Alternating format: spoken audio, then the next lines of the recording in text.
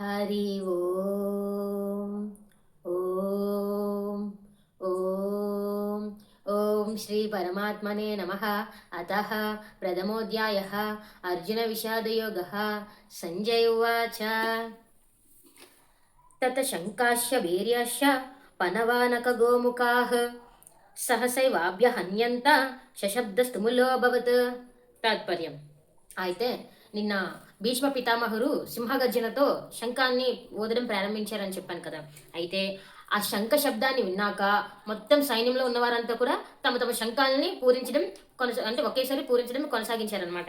అయితే మొత్తం కౌరవ సైనికులందరూ ఒకేసారి పూరించడం వల్ల ఆ శబ్దం అనేది చాలా భయానకంగా ఉందన్నమాట. ఆ శంఖ శబ్దం అనేది చాలా భయానకంగా ఒక్కసారిగా ఏకదాటిగా ఉచ్చరించడం వల్ల చాలా భయానకంగా వచ్చిందనమాట. అంటే ఏంటి, శంఖం పూరించడం అంటే యుద్ధానికి ఆరంభం మొదలైంది. సో ఇది ఈరోజు శ్లోకం యొక్క భావం. హరి ఓం ఓం ఓం. హరే కృష్ణ.